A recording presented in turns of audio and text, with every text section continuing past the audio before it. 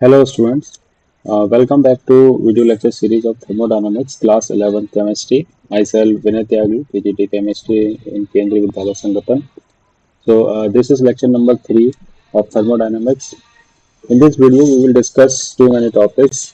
First is various thermodynamic processes, reversible and irreversible process, pressure, volume work, जिसमें हम reversible and irreversible process के लिए जो work done होता है उसको डिस्कस करेंगे and in the last of this lecture numerical practice होंगे उनको हम डिस्कस करेंगे।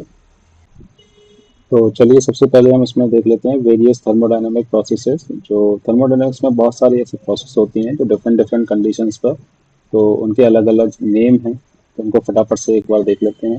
Number one, isothermal process. तो ऐसी प्रोसेस जो एक ऐसी प्रोसेस या ऐसा कोई फिनोमेना हो रहा हो जो एट कांस्टेंट टेम्परेचर पर होता है, जिसमें टेम्परेचर कांस्टेंट रहे थ्रू आउट द प्रोसेस, उनको कहा जाता है आइसोथर्मल प्रोसेस। तो हम ऐसा कह सकते हैं कि डेल्टा टी और आइसोथर्मिक प्रोसेस इज जीरो।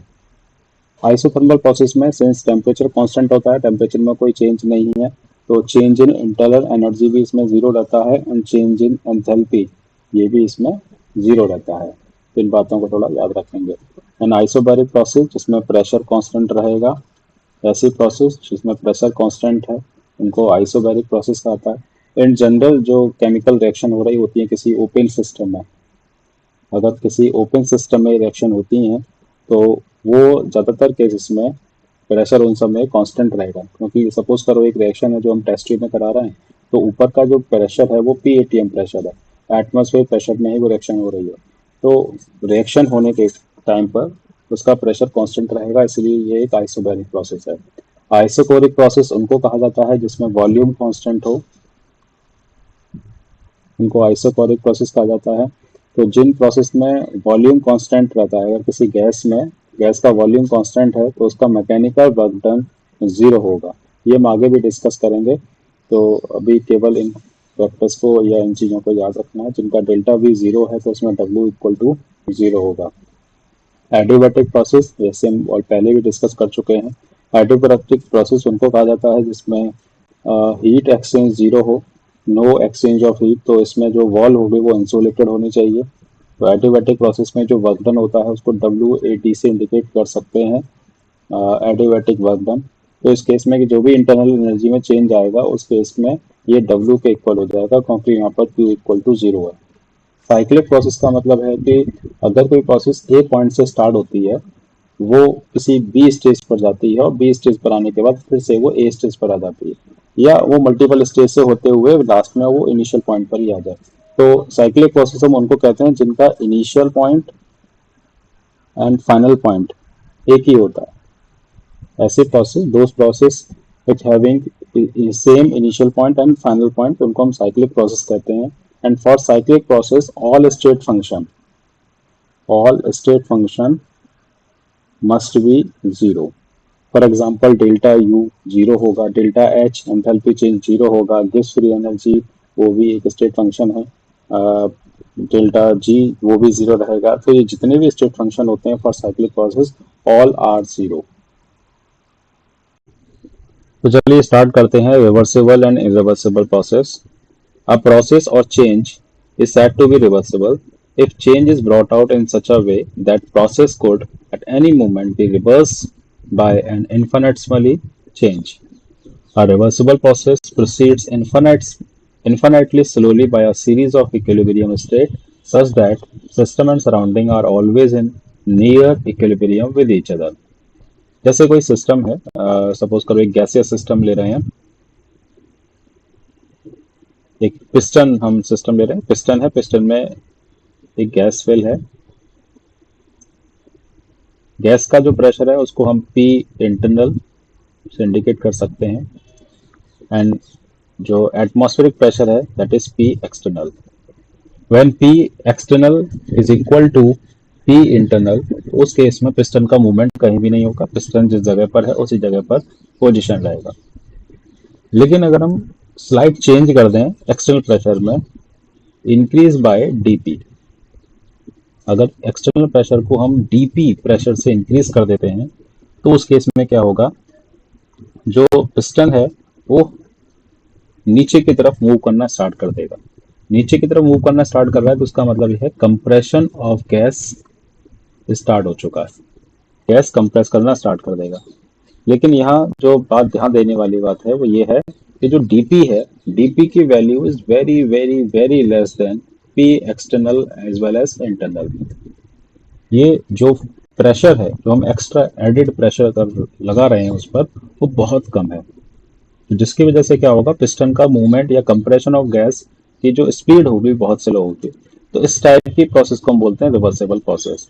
अब इसी प्रोसेस को अगर हमको रिवर्स करना है तो हम स्मॉल चेंज करके ही उस प्रोसेस को रिवर्स कर सकते हैं। स्मॉल चेंज क्या करना होगा, ये जो हम एक्सटर्नल एक्स्ट्रा प्रेशर लगा रहे हैं दैट इज डीपी, उस डीपी प्रेशर को ना लगाएं, इसको उठा दें। तो जैसे इसको उठा देंगे तो अगेन क्या हो जाएगा, पी एक्सटर्नल और इंटरनल फिर वो इक्वल होने की कोशिश करेगा। मतलब ये जो हमने एक्स्ट्रा प्रेशर लगाया था उसको हम स्मॉल चेंज करने से ही उस प्रोसेस को फिर से हम रिवर्स कर सकते हैं, क्योंकि ये ड्राइविंग फोर्स है डीपी, जो कि बहुत कम फोर्स है, और यही हमारा ड्राइविंग फोर्स है जिसकी वजह से हमारा सिस्टम वर्क कर रहा है। सिस्टम वर्क करने का कंप्रेशन हो रहा है, और क्योंकि बहुत छोटा है प्रेशर तो इस वजह से प्रोसेस बहुत स्लो हो रही है, बहुत स्लो रेट से हो रही है। और ये इतनी स्लो रेट से होगी कि इसको कंप्लीट होने में इन्फिनिट टाइम लगेगा। इसीलिए रिवर्सिबल प्रोसेस रियलिटी में होते नहीं है, क्योंकि इनको कंप्लीट होने में इन्फिनिट टाइम लगता है, कोई फाइनाइट टाइम नहीं है, ये एक्सट्रीम स्लो प्रोसेस है। नेक्स्ट आता है इरिवर्सिबल प्रोसेसेस। इरिवर्सिबल प्रोसेस का बहुत इजी है। जो रिवर्सिबल प्रोसेस नहीं है इस यूनिवर्स में, जितनी भी प्रोसेस हो रही हैं, अगर वो रिवर्सिबल नहीं है तो उन सभी प्रोसेस को हम क्या बोलेंगे, इरिवर्सिबल प्रोसेस बोलेंगे। That is all natural processes are irreversible. जैसा कि मैंने बताया कि रिवर्सिबल प्रोसेस को कंप्लीट होने में इन्फिनिट टाइम लगेगा, इसका मतलब ये एक आइडियल प्रोसेस है। रिवर्सिबल प्रोसेस एक आइडियल प्रोसेस है। रियलिटी में ये 100% कोई भी प्रोसेस रिवर्सिबल नहीं हो पाती है। जितनी भी प्रोसेस होती हैं, all natural process are irreversible in nature.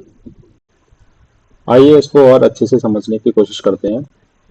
Reversible and irreversible process में we have two cases. In first case, case number 1, इसमें एक पिस्टन सिस्टम है। इस फ्रिक्शनलेस पिस्टन में गैस फिल है। और केस नंबर 2, इसमें भी एक फ्रिक्शनलेस पिस्टन लिया हुआ है जिसमें एक गैस फिल है। दोनों केस में डिफरेंस ये है कि जो फर्स्ट केस है उसमें हम कंप्रेशन कर रहे हैं, दूसरे में भी कंप्रेशन कर रहे हैं, बट जो फर्स्ट केस है उसमें कंप्रेशन करते हैं by applying P external pressure. और इसमें जो प्रेशर एग्जर्ट करेंगे वो सडन हम प्रेशर एग्जर्ट कर देते हैं, या ज़्यादा अमाउंट में हम प्रेशर एग्जर्ट करके उसको कंप्रेस करने की कोशिश कर रहे हैं। जबकि केस नंबर 2 में हम क्या कर रहे हैं, प्रेशर तो एग्जर्ट कर रहे हैं बट हम सैंड पार्टिकल्स को वन बाय वन ऐसे ऐड करते हैं। यहाँ पर एक पील ऑफ सैंड रखा हुआ है, यहाँ से एक सैंड को पार्टिकल को उठा करके यहाँ पर हम ड्रॉप कर देते हैं। तो जिससे क्या है कि पिस्टन का पर धीरे धीरे धीरे धीरे प्रेशर इंक्रीज होता रहेगा और वो कंप्रेशन चलता रहेगा। दोनों केस में फर्क ये है कि जब यहाँ पर हम केस नंबर 1 में जब हम प्रेशर एक्सर्ट करते हैं जो कि हाई क्वांटिटी में होता है, तो पिस्टन का एक्सटर्नल प्रेशर हाई होने की वजह से पिस्टन जो है वो नीचे की तरफ आ जाता है और कंप्रेशन ऑफ गैस हो जाता है आफ्टर सम टाइम। ये जो टाइम है वो 1 सेकंड, 2 सेकंड, 3 सेकंड ऐसे हो सकता है। लेकिन जो सेकंड वाला केस है, क्योंकि इसमें सैंड को ऐड किया हुआ है, तो इनिशियल स्टेज की अगर हम बात करेंगे जब ये इक्विलिब्रियम फेज में होगा तो पी इंटरनल जो इस गैस का प्रेशर होगा और पी एक्सटर्नल, इक्विलिब्रियम फेज में p external is equal to p internal रहेगा। लेकिन जैसे ही आप सैंड को ऐड करते जाएंगे, ऊपर की ऊपर रखते जाएंगे तो होगा क्या कि जो एक्सटर्नल प्रेशर है वो इंटरनल प्रेशर से स्लाइट इंक्रीज होगा, लेट से डीपी इंक्रीज होगा। ठीक है, तो इस डीपी इंक्रीज होने की वजह से पिस्टन हल्का सा नीचे की तरफ आएगा, फिर हम एक और पार्टिकल ऐड करेंगे, थोड़ा सा और नीचे आएगा। तो यहाँ हर केस में क्या होगा, जैसे जैसे आप सैंड पार्टिकल ऐड करते जाएंगे वैसे वैसे पिस्टन नीचे की तरफ आता जाएगा। और ये एक स्लो प्रोसेस है, क्योंकि जो हम सैंड पार्टिकल ऐड करते हैं क्योंकि उसका मास बहुत कम है तो वो बहुत ही कम प्रेशर एक्सर्ट करेगा। तो ये ऑलमोस्ट रिवर्सिबल प्रोसेस के थ्रू बिहेवियर शो करता है, जबकि ये इरिवर्सिबल प्रोसेस है क्योंकि इसमें चीजें एक फाइनाइट टाइम में हो जा रही है, क्योंकि सैंड पार्टिकल है वो भी एक बहुत ही कम मास वाला है, उसका प्रेशर बहुत कम एग्जर्ट करता है, तो ये बहुत लंबा टाइम ले लेगा। और इसमें हम जो सैंड पार्टिकल ऐड किया, अगर उसी पार्टिकल को फिर से उठा लें तो ये पिस्टन जितना नीचे गया था उतना ऊपर आ जाएगा। तो इसका मतलब हम थोड़ा सा चेंज करके उसी प्रोसेस को रिवर्स कर सकते हैं बाय स्मॉल चेंज। जो भी हमने एक ड्राइविंग फोर्स लगाया हुआ है दैट इज डीपी, डीपी को उठा लें तो प्रोसेस रिवर्स भी हो जाएगी। इसलिए इस प्रोसेस को हम कहते हैं रिवर्सिबल प्रोसेस। हालांकि ये भी एक 100% आइडियल प्रोसेस नहीं है, मतलब रिवर्सिबल प्रोसेस नहीं है, ये ऑलमोस्ट रिवर्सिबल प्रोसेस है। जैसा कि मैंने पहले भी बताया कि reversible process 100% reversible process exist ही नहीं करती है। हम ऑलमोस्ट रिवर्सिबल प्रोसेस इस प्रोसेस के थ्रू बना सकते हैं। ठीक है, तो ये इन दोनों में एक तरीके से डिफरेंस है रिवर्सिबल एंड इरिवर्सिबल का। आइए इनका प्रॉपर डिफरेंस देख लेते हैं।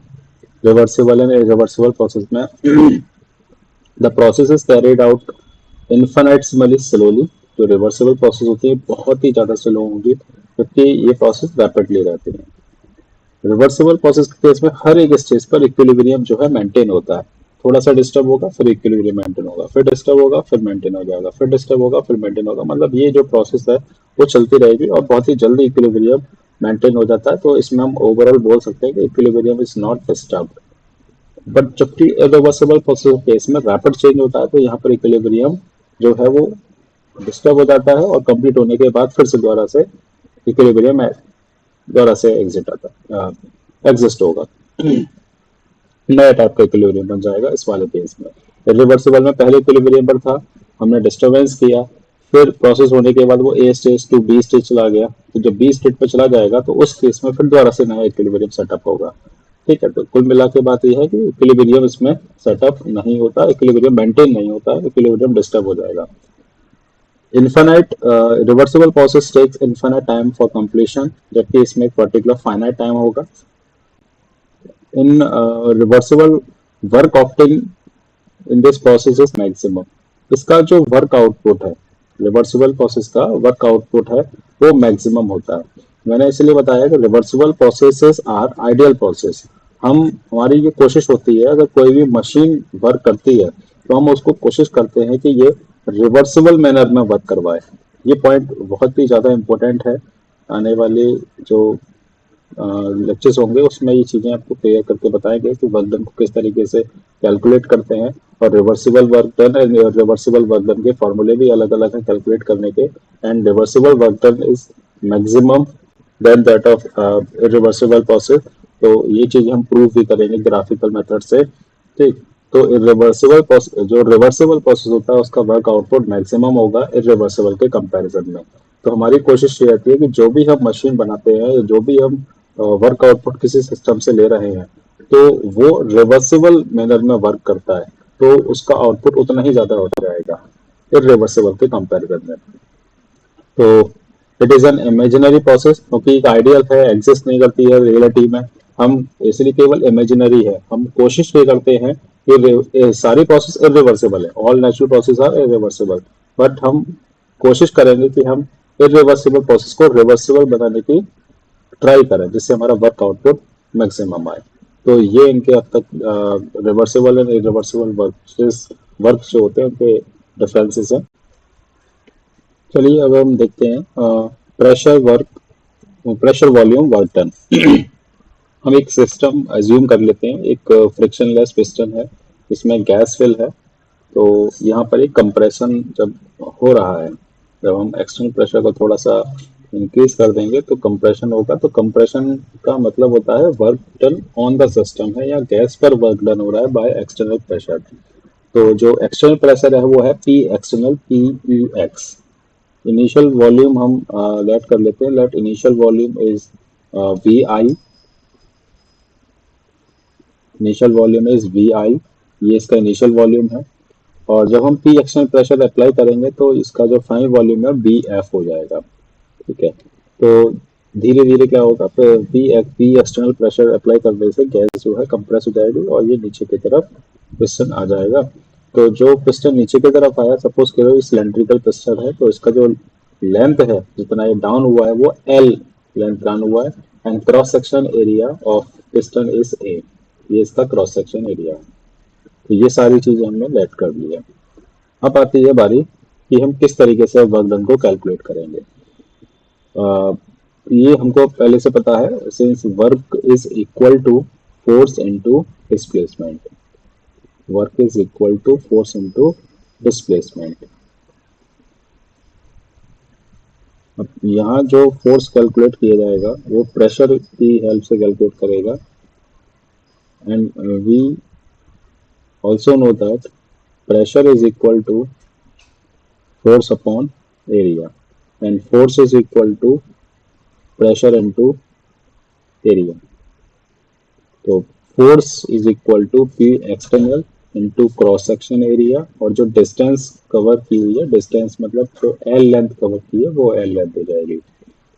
तो P एक्सटर्नल अगर हम क्रॉस सेक्शन एरिया और लेंथ का जब मल्टीप्लाई कर देंगे तो जो चेंज इन वॉल्यूम है दैट इज डेल्टा V, ये हमको मिल जाएगा क्योंकि V F minus V I के इक्वल होगा डेल्टा वी।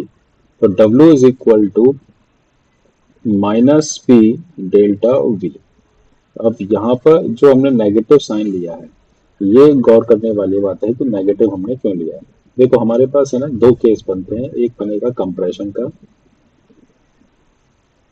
अगर P external greater than P internal है तो उस केस में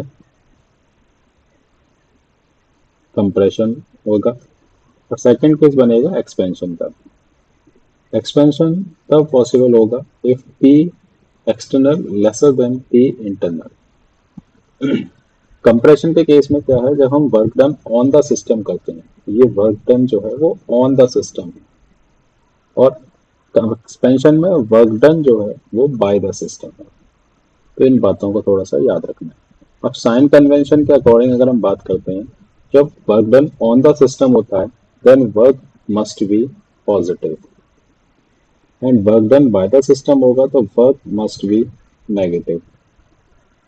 सिंस कंप्रेशन के वक्त वी एफ लेसर देन होगा V I, then V F minus V I जो होगा वो एक नेगेटिव वैल्यू होगी। तो इस नेगेटिव को पॉजिटिव बनाने के लिए, क्योंकि जो डेल्टा वी है, delta V is equal to होता है, delta V is equal to V F minus V I. तो इसको पूरे टर्म को डब्ल्यू को हमको क्या बनाना है, क्योंकि ऑन द सिस्टम है पॉजिटिव बनाना है, तो हमको बाहर एक नेगेटिव ऐड करना पड़ता है, जिसकी वजह से क्या होगा, ये ओवरऑल पी डेल्टा वी जो नेगेटिव आएगा और बाहर ऑलरेडी माइनस है, तो माइनस और माइनस दोनों मिलकर के बन जाएंगे पॉजिटिव, तो वर्क डन हमारा क्या हो जाएगा, पॉजिटिव हो जाएगा। In the same case expansion में भी कुछ कुछ ऐसा ही होगा। यहाँ जो वी एफ रहेगा वो ग्रेटर देन वी आई रहेगा, and V F minus V I जो होगा इस केस में इधर पॉजिटिव होगा, क्योंकि वर्क डन हमको क्या बनाना है, नेगेटिव बनाना है। तो फिर अब क्या रखना है, W is equal to minus P delta V, W is equal to minus P delta V. Delta V जो एक पॉजिटिव वैल्यू है, बाहर हमने ऑलरेडी माइनस साइन लगा रखा है, तो हमारा जो डब्ल्यू कैसा हो जाएगा, नेगेटिव हो जाएगा। तो ये हमारा वर्क डन का फॉर्मूला है। तो final formula that you have to learn, W is equal to minus P delta V, this is pressure volume work done. ये by the system and on the system दोनों के लिए applicable होगा, ये negative sign के साथ में आपको लेना होगा। तो चलिए वर्क डन जो प्रेशर वॉल्यूम वर्क डन है, इसको हम ग्राफिकली समझने की कोशिश करते हैं। अगर ग्राफ में इसको हम कैलकुलेट करना चाहें तो किस तरीके से कैलकुलेट करेंगे। या हम जो वर्क डन कर रहे हैं कंप्रेशन ऑफ गैस कर रहे हैं इन सिंगल स्टेप, तो सिंगल स्टेप में हम कंप्रेशन करेंगे। तो कंप्रेशन का मतलब ये है कि जब हम प्रेशर अप्लाई करते हैं तो गैस का वॉल्यूम रिड्यूस हो जाएगा। Suppose initial volume of gas V I है, और जो प्रेशर हम एक्सर्ट करते हैं वो पी प्रेशर है। तो ये जो पॉइंट है, इसके करस्पॉन्डिंग पॉइंट को इस ग्राफ में ड्रॉ करेंगे तो ये पॉइंट हमको मिलेगा, सपोज करें ए पॉइंट है। तो जब हम प्रेशर पी अप्लाई करते हैं, पी प्रेशर अप्लाई करने पर गैस कंप्रेस हो जाती है up to volume V F, उसका जो फाइनल वॉल्यूम है वी एफ तक ये कंप्रेस हो रही है। तो सपोज करें ये वाला पॉइंट है बी पॉइंट। तो जब हम इन दोनों लाइन को मिला देंगे इस तरीके से, और ए पॉइंट को जब हम एक्स एक्सिस पर मीट करते हैं तो इसके करस्पॉन्डिंग जो वॉल्यूम मिलेगा that is initial volume of gas, and जो बी पॉइंट है इसके करस्पॉन्डिंग जो वॉल्यूम पॉइंट मिलेगा हमको, that is final volume of gas. तो बी पॉइंट के करस्पॉन्डिंग जो प्रेशर होगा वो एक्सटर्नल प्रेशर है, जिसके अगेंस्ट में उसके अगेंस्ट में नहीं, जिस पर सिस्टम ने जो वर्क किया वो पी प्रेशर अप्लाई करने पर सिस्टम पर हमने वर्क कर रहे हैं, मतलब work done on the system है। ये को P external P E x से इंडिकेट कर सकते हैं। तो जो हम पहले पढ़ चुके हैं फॉर्मूला वाइज कि W is equal to minus P delta P. तो P जो है यहाँ पर वो P एक्सटर्नल प्रेशर है, जो जिसकी वजह से जो वर्क हो रहा है on the system, and delta V is V F minus V I. Since यहाँ पर जो वी एफ है कंप्रेशन है, तो V F lesser than V I होगा। तो इन दोनों का जब हम न्यूमेरिकली सॉल्व करेंगे तो ओवरऑल वैल्यू जो आएगी वो एक पॉजिटिव वैल्यू आएगी, क्योंकि जब work done on the system होता है तो वर्क एक पॉजिटिव वैल्यू ही आने चाहिए साइन कन्वेंशन के अकॉर्डिंग। तो हम जब ग्राफ में देखते हैं पी एक्सटर्नल वैल्यू जो है वो वी एफ पॉइंट से लेकर के बी तक की जो डिस्टेंस होगी इसको कहा जाएगा पी एक्स, और जो ए बी की जो डिस्टेंस लेंथ होगी वो V I minus V F होगी।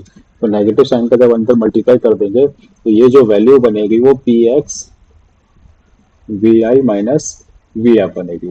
तो हम कुछ कुछ ऐसा कह सकते हैं कि ये जो एरिया बन रहा है अंडर द पीवी ग्राफ, यही हमारा वर्क आउटपुट है। तो पीवी ग्राफ से वर्क डन को कैलकुलेट करना बहुत इजी है। एरिया अंडर पीवी ग्राफ, किसी भी वर्क डन को अगर कैलकुलेट करना है पीवी ग्राफ में तो उसका हमको क्या करना है, पीवी ग्राफ दिया हुआ है उसका एरिया निकाल लेना है। एरिया निकालने के बाद हम उसी को वर्क डन कर देंगे, और जो भी एक पॉजिटिव वैल्यू आएगा अगर ऑन द सिस्टम है, अगर ये बाय द सिस्टम होता है तो एक नेगेटिव वैल्यू आएगा। इस तरीके से हम ग्राफ की हेल्प से वर्क डन कैलकुलेट कर सकते हैं। चलिए नेक्स्ट हम देखते हैं कि जो पीवी ग्राफ हमने अभी देखा था जिसमें हमने सिंगल स्टेप में वो रिएक्शन को सॉरी प्रोसेस को किया था। तो जो एरिया अंडर द ग्राफ होता है वो वर्क आउटपुट हमको मिल जाता है, तो उसका एरिया कैलकुलेट कर लिया जाए तो हमको वर्क डन मिल जाएगा। तो वैसा ही अगर हम इन्फिनिट स्टेप में अगर ये कंप्लीट करते हैं, सबसे पहले हम देखते हैं मल्टीपल स्टेप में अगर कंप्लीट करते हैं तो किस तरीके से वर्क आउटपुट हमको मिलेगा। मल्टीपल स्टेप में कंप्लीट करने का मीनिंग ये है कि सपोज करें ये इसका इनिशियल वॉल्यूम है, तो फर्स्टली हम जो प्रेशर एग्जर्ट करते हैं तो उस प्रेशर के एग्जर्ट करने से जो वॉल्यूम में रिडक्शन रिड्यूस होगा वो कुछ इस तरीके से रिड्यूस होगा। फिर हम थोड़ा सा और प्रेशर बढ़ाते हैं, फिर वॉल्यूम रिड्यूस होगा, फिर हम प्रेशर और बढ़ा देते हैं तो वॉल्यूम और रिड्यूस होगा। तो इस तरीके से मल्टीपल स्टेप में रिएक्शन होती मल्टीपल स्टेप में प्रोसीड करती जाएगी। ये प्रोसेस हो रही है वो मल्टीपल स्टेप में हो रही है, ठीक है। तो इस स्टेप से हम क्या करते हैं, हर एक स्टेप में प्रेशर को धीरे धीरे धीरे धीरे बढ़ा रहे हैं। फर्स्ट यहाँ प्रेशर हमने P1 रखा, फिर प्रेशर P2 है, अब प्रेशर P3 है, अब प्रेशर P4 है। इस तरीके से करते करते करते करते हम प्रेशर को इंक्रीज करते जा रहे हैं। तो यहाँ पर जो वर्क आउटपुट मिलेगा वो इस पीवी ग्राफ के बिलो जितना भी एरिया होगा यहाँ हमको ये इसका आउटपुट के फॉर्म में मिल जाएगा। अब क्वेश्चन ये आता है कि ये जितने भी स्टेप्स हैं ये तो एक फाइनाइट स्टेप हैं। ये स्टेप अगर 1 में करते हैं तो हम एरिया निकालेंगे, स्टेप 2 में करते हैं तो इसका एक ग्राफ बनेगा, हम एरिया कैलकुलेट कर सकते हैं, 3 स्टेप में भी कैलकुलेट कर सकते हैं, मल्टीपल स्टेप में भी नंबर्स कुछ होंगे, 10 स्टेप, 100 स्टेप, 1000 स्टेप में वो प्रोसेस को कंप्लीट कराना है। लेकिन तब क्या होगा जब ये इनफाइनाइट स्टेप में होगा। तो इनफाइनाइट स्टेप पे क्योंकि वो फाइनाइट नंबर नहीं है, तो ये जो अगर आपने नोटिस किया होगा, अगर हम सिंगल स्टेप में रिएक्शन कंप्लीट कर रहे थे या प्रोसेस कंप्लीट कर रहे थे तो वो एक यहाँ से यहाँ एक स्ट्रेट लाइन आ रही थी। अगर हम डबल स्टेप में कंप्लीट करेंगे तो वॉल्यूम पहले एक रिड्यूस होगा और इस तरीके से एक लाइन आएगी। 3 स्टेप में कंप्लीट करेंगे तो 3 टाइप से जिगजैग मैनर में बनेगा।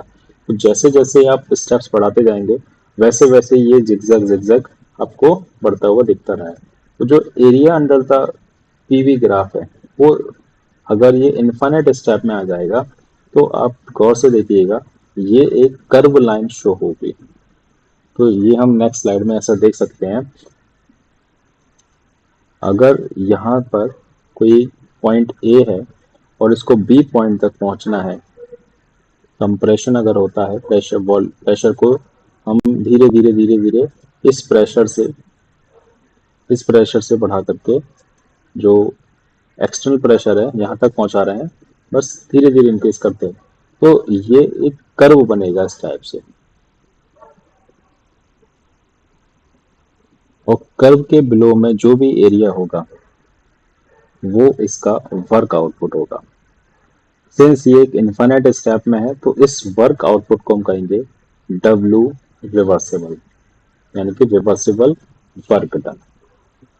तो अभी आपने देखा फाइनाइट वर्क डन जो कि मल्टीपल स्टेप में हो रहा है या वन स्टेप में या टू स्टेप में, तो वो एक इरिवर्सिबल वर्क डन है। लेकिन जब वर्क डन इनफाइनाइट स्टेप में हो, मल्टीपल स्टेप में होता है, तो उसमें वर्क आउटपुट मैक्सिमम भी होगा। इसका जो रिवर्सिबल वर्क डन है ये मैक्सिमम होगा, क्योंकि इस कर्व का जो एरिया होगा बाकी जितने भी स्टेप्स हैं उन सभी से ज़्यादा एरिया होगा। क्योंकि एरिया मैक्सिमम है इसीलिए इसका वर्क आउटपुट भी मैक्सिमम होगा। उस तरीके से हम कैलकुलेट कर सकते हैं रिवर्सिबल वर्क डन। क्योंकि ये एक कर्व है तो इसका फाइनाइट एरिया कैलकुलेट हम नॉर्मल ज्योमेट्रिकल मेथड से नहीं करके हम इसको इंटीग्रेशन मेथड से सॉल्व करने की कोशिश करेंगे। इंटीग्रेशन से एक लिमिट लगाएंगे, इसमें इनिशियल वॉल्यूम रहेगा V I and final volume रहेगा वी एफ।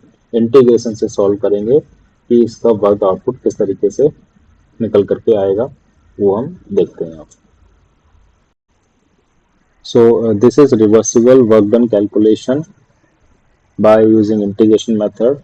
तो यहाँ पर हम देखेंगे कि जो रिवर्सिबल वर्क डन है वो एक इंटीग्रेशन मेथड से ही सॉल्व हो पाएगा। ग्राफ में भी हमने एक चीज़ देखा, क्योंकि वो एक फाइनाइट वो एक्चुअली कर्व है, तो हम कोई ट्राइंगल या कोई रेक्टेंगल जैसा नहीं बन पा रहा है, तो हम इंटीग्रेट करेंगे, लिमिट लगाएंगे from initial volume to final volume. अब यहाँ चीज़ों को समझने की कोशिश करते हैं। अगर कोई सी गैस को कंप्रेस कर रहे हैं तो इनिशियल वॉल्यूम उसका वी आई है, फाइनल वॉल्यूम वी एफ है, तो V F definitely laser than होगा वी आई। लेकिन ये इनफाइनाइट स्टेप में रिएक्शन हो रही है और हर इस स्टेप में इसका वॉल्यूम रिड्यूस करा रहे हैं, तो जो रिड्यूस्ड वॉल्यूम है वो इनफाइनाइट से मिली स्मॉल क्वांटिटी में है, तो इसको हम डी से इंडिकेट करते हैं। दूसरा, अगर हम कंप्रेशन करते हैं तो कंप्रेशन का मतलब ये है कि जो पी एक्सटर्नल होगा वो उसमें इंटरनल प्रेशर के कंपैरिजन में हल्का सा इंक्रीज करेंगे। ध्यान रखिएगा ये कंप्रेशन के टाइम पर है। लेकिन जब हम एक्सपेंशन करेंगे, क्योंकि कंप्रेशन में एक्सटर्नल प्रेशर जब इंटरनल से ज़्यादा होगा तभी कंप्रेस होगा, वॉल्यूम रिड्यूस होगा। एक्सपेंशन के केस में जस्ट उल्टा होगा, वहाँ पर इनिशियल वॉल्यूम का ये थोड़ा सा कम कर दिया जाएगा। तो इसमें जो ड्राइविंग फोर्स है वो डीपी है। हम एक्सटर्नल प्रेशर में ज़रा सा चेंज करते हैं इंटरनल प्रेशर के कंपैरिजन में, डीपी या तो इंक्रीज कर देंगे या फिर हम उसको डिक्रीज करेंगे। तो इस केस में हम क्या ले रहे हैं, W इज इक्वल टू, जब हम W रिवर्सिबल कैलकुलेट करेंगे तो W reversible is equal to minus V initial, V final, P internal plus minus DP into DV। अब इस वैल्यू को हम ऐसा कुछ लिख सकते हैं, V reversible, W reversible is equal to minus V initial, V final, P internal into DV। अब ये P इंटरनल इंटू DV से लिखा है क्योंकि जब हम DP का इंटू DV में करते हैं, इनके मल्टीप्लिकेशन की ये वैल्यू एक्चुअली बहुत बहुत स्मॉल है, वेरी स्मॉल वैल्यू।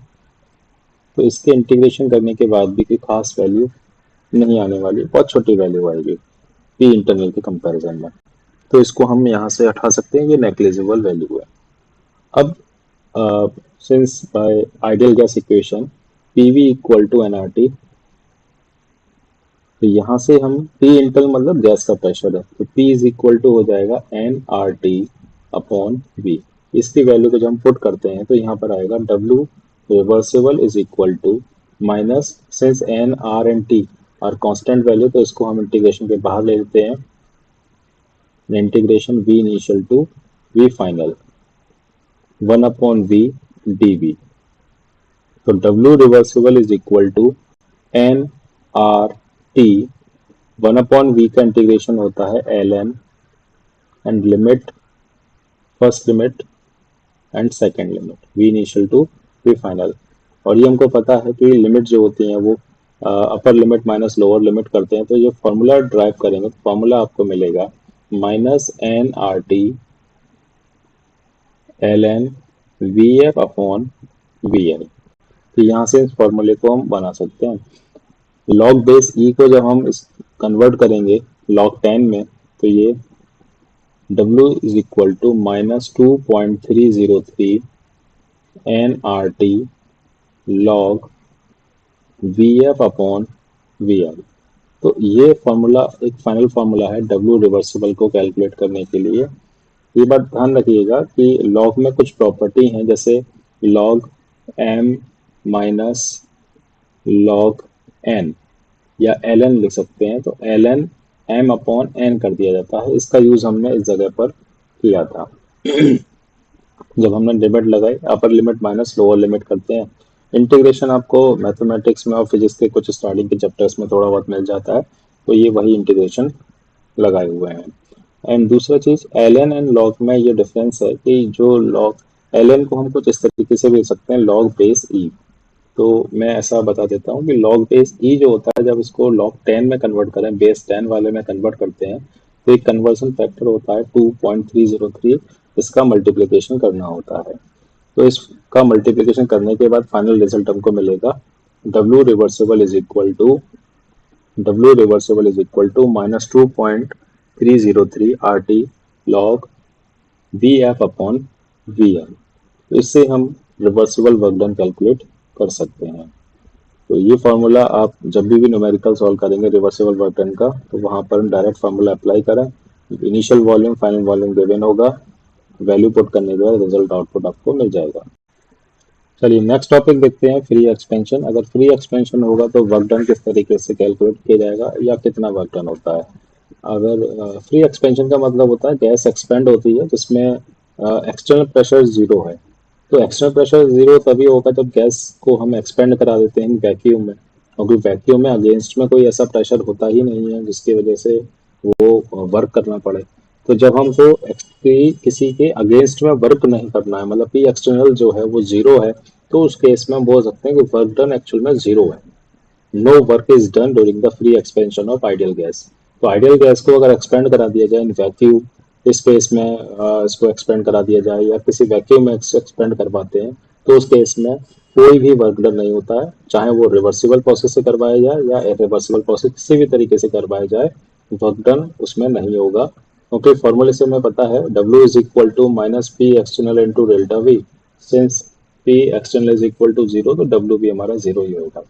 अगर इसी चीज को फर्स्ट लॉ ऑफ थर्मोडायनामिक्स में अप्लाई करते हैं, तो फर्स्ट लॉ ऑफ थर्मोडायनामिक्स में W इक्वल टू जीरो होगा, तो उस केस में delta U is equal to Qp हो जाएगा। तो जो भी हीट एनर्जी का एक्सचेंज होगा, तो वो इंटरनल एनर्जी में चेंज कराएगा, बट ओवरऑल वर्क डन इस केस में क्या रहेगा, जीरो रहेगा। अगर हम आइसोथर्मल के केस में बात करें, आइसोथर्मल हम उन प्रोसेस को बोलते हैं जिसमें टेम्परेचर कांस्टेंट होता है। तो आइसोथर्मली अगर एक्सपेंड करवाते हैं किसी आइडियल गैस को इन वैक्यूम, तो जो वैक्यूम में एक्सपेंड हो रहा है इसका मतलब पी एक्सटर्नल इस केस में कितना है, जीरो है। आइसोथर्मल है तो वो टेम्परेचर, इसमें टेम्परेचर चेंज इन टेम्परेचर कितना होगा, जीरो होगा। तो इस केस में W जीरो रहेगा, एक्सटर्नल प्रेशर जीरो है।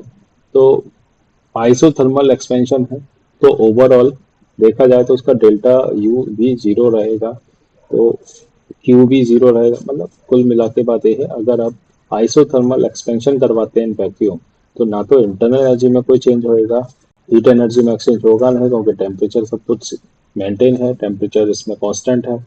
इंटरनल एनर्जी में चेंज नहीं होता, Q में भी कोई चेंज नहीं होगा और W में भी कोई चेंज नहीं होता है। तो isothermal expansion of ideal gas in vacuum, किसी भी टाइप की एनर्जी में किसी भी टाइप का चेंज नहीं होगा। ठीक, बाकी का हम फर्स्ट ऑफ थर्मोडायनेमिक्स को अलग अलग प्रोसेस में जब हम देखते हैं, तो फॉर्मूला हमारा क्या बनेगा, आइसोथर्मल इरिवर्सिबल चेंज अगर होता है, आइसोथर्मल इरिवर्सिबल, तो आइसोथर्मल जब भी वर्ड यूज करें तो ध्यान रखिएगा डेल्टा यू को जीरो रखना है। आइसोथर्मल के लिए डेल्टा यू जीरो रहेगा। जब डेल्टा यू जीरो रहेगा तो Q is equal to minus W हो जाएगा, और फॉर्मूला हमारे पास होता ही है W is equal to minus P delta V. तो P external P F minus P V I. तो इस तरीके से हम कैलकुलेट कर सकते हैं। आइसोथर्मल रिवर्सिबल चेंज है, अगेन वही आइसोथर्मल है, तो डेल्टा यू क्या रहेगा, यहाँ पर जीरो रहेगा। और फॉर्मूला जस्ट अभी थोड़ी देर पहले ट्राई किया हमने, W is equal to -2.303 N R T V F upon V T. यहाँ ध्यान रखिएगा, माइनस यहाँ नहीं लगाया, यहाँ ऑलरेडी माइनस लगा दिया, इसलिए वहाँ माइनस नहीं लगाया। जब एडियाबैटिक चेंज होगा तो एडियाबैटिक चेंज में Q इक्वल टू जीरो रहता है, तो Q इक्वल टू जीरो रहेगा तो बाकी का W इज इक्वल टू यहाँ पर डेल्टा यू आएगा। तो चेंज इन इंटरनल एनर्जी अगर पूछता है तो जो भी work done on the system होगा या बाय द सिस्टम होगा वही change in internal energy calculate कर सकते हैं। चलिए कुछ ऐसी प्रॉब्लम प्रैक्टिस है जिनको हम सॉल्व करने की कोशिश करते हैं, इससे हमारे फर्स्ट ऑफ थर्मोडायनामिक्स के जितने भी फॉर्मूले हैं वो हमारे एकदम ओके हो जाएंगे, और अभी जो वर्क डन वाले फॉर्मूले वो भी होंगे। क्वेश्चन है 2 litre of ideal gas at pressure 10 atm expand isothermally at 25 degree Celsius into vacuum until its total volume is 10 liter. तो how much heat is absorb and how much work is done in expansion. तो हम इसका solution check करते हैं। क्योंकि ये isothermal process है तो आइसोथर्मल केस के लिए मैंने आपको बताया था डेल्टा यू क्या रहेगा, इसका जीरो रहेगा, और W का फॉर्मूला होता है P x minus P delta V. अब इन्होंने लिखा हुआ है कि इसको हम कहाँ एक्सपेंड करा रहे हैं, वैक्यूम में एक्सपेंड करा रहे हैं, तो वैक्यूम के लिए पी एक्सटर्नल के अंदर रहेगा जीरो रहेगा, तो इसका मतलब इसका W क्या रहेगा, जीरो रहेगा। तो no work is done, no heat is absorb. तो ये वही वाला केस है अभी थोड़ी देर पहले डिस्कस किया था। आइडियल गैस को जब हम आइसोथर्मली वैक्यूम में एक्सपेंड करते हैं तो ना तो इसका कोई वर्क डन होता है, क्यू भी जीरो रहता है, और डेल्टा यू भी इसमें जीरो रहेगा, कुछ भी चेंज नहीं होगा। नेक्स्ट क्वेश्चन है consider the same expansion but this time against the constant external pressure of 1 atm। तो उस केस में क्या होगा, यहाँ अब जो प्रेशर है इस फर्स्ट क्वेश्चन में क्या था, वैक्यूम था, तो पी एक्सटर्नल यहाँ जीरो था, लेकिन अब जो प्रेशर है वो कांस्टेंट कर दिया, 1 atm प्रेशर रखा है। तो फॉर्मूला बनेगा Q is equal to minus W, क्योंकि आइसोथर्मल है तो डेल्टा यू तो जीरो हो जाएगा। फॉर्मूला होता है delta U is equal to Q plus W. तो जो हमारा डब्ल्यू डेल्टा यू है वो जीरो हो गया, तो Q is equal to minus W हो गया। तो माइनस डब्ल्यू है तो फॉर्मूला होता है minus P delta we. Volume में कितना चेंज आया है, पहले उसका वॉल्यूम था 2 लीटर, अब वॉल्यूम इसका हो गया 10 लीटर, तो जो वॉल्यूम में चेंज आया वो 8 लीटर का आया है। तो 8 इंटू पी एक्सटर्नल जो कि 1 है, 1 इंटू 8 हम करेंगे तो आंसर आएगा हमारा 8 लीटर एटीएम। तो ये इसका आंसर रहेगा। नेक्स्ट क्वेश्चन है consider the expansion given in the problem number 6.2। ये सेम पीछे वाला क्वेश्चन है, उसमें हमने गैस का वॉल्यूम क्या रखा है, 1 मोल रखा है। आइडियल गैस कंडक्ट रिवर्सिबली, जब रिवर्सिबल है तो सीधी सी पता है रिवर्सिबल का जो वर्क डन का फॉर्मूला है वो लगाना होगा। तो Q is equal to minus W. अच्छा एक बात नोट कीजिएगा, इसमें Q is equal to minus W लिखा है, इंटरनल एनर्जी का जिक्र नहीं किया इस फॉर्मूले में। वो इसलिए नहीं किया क्योंकि ये सभी एक्सपेंशन जो रहा है वो आइसोथर्मली है, और आइसोथर्मली के लिए डेल्टा यू जीरो होता है। तो Q is equal to minus W 2.303 nRT log Vf upon Vi। 2.303 number of moles 1 है, R की वैल्यू 0.0821 होती है, इंटू 293, इसका जो टेम्परेचर दे रखा था वो 25 डिग्री सेल्सियस दिया था। तो 25 डिग्री सेल्सियस को जब हम केल्विन में कन्वर्ट करेंगे then you have to add 273, तो टोटल आएगा 298 केल्विन। ध्यान रखिएगा जब भी टेम्परेचर की वैल्यू पुट करनी है तो आपको पुट हमेशा केल्विन में ही करनी होगी। लॉग 10 अपॉन 2, जो फाइनल वॉल्यूम हो 10 लीटर, इनिशियल वॉल्यूम 2 लीटर। इसको जब सॉल्व करेंगे तो ये जो आ जाएगा लॉग 5, 10 अपॉन 2 का मतलब लॉग 5। लॉग 5 का जो वैल्यू होती है 0.699। लॉग की कुछ वैल्यूज होती हैं जो आपको लर्न करनी है, लॉग 2, लॉग 3, लॉग 5। ये वैल्यू जनरली क्वेश्चन में गिवन भी होती है, अगर नहीं भी गिवन फिर भी आप इसको लर्न कर लीजिएगा। लॉग 3 की वैल्यू 0.301, इसकी वैल्यू 0.77, जनरली इसको 0.48 कर देते हैं। लॉग 5 की वैल्यू है 0.699, इसको हम जनरली 0.7 कर देते हैं। एंड एक लॉग 7 की वैल्यू भी लर्न कर लीजिएगा जो 0.85 के आसपास होती है। तो ये कुछ ऐसी लॉग वैल्यूज हैं जो इनको लर्न कर लें, ज़्यादातर लॉग वैल्यूज हैं, इनको लर्न करने से ही चीज क्वेश्चन न्यूमेरिकल में सॉल्व हो जाएगी। तो यहाँ जो Q की वैल्यू आएगी वो 39.38 लीटर एटीएम आएगी। तो ये इस टाइप के क्वेश्चन हम सॉल्व कर सकते हैं। रिवर्सिबल वर्क डन का भी हमने सॉल्व किया और इरिवर्सिबल वर्क डन को भी सॉल्व किया।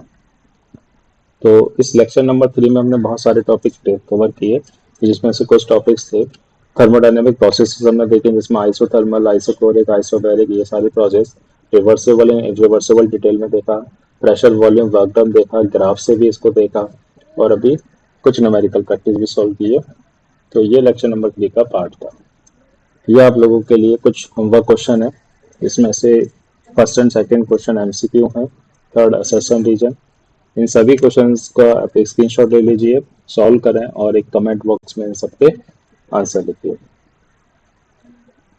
So thank you very much. Lecture number 4 के लिए इस वीडियो सीरीज को आप कंटिन्यू वॉच करते रहें। Thank you.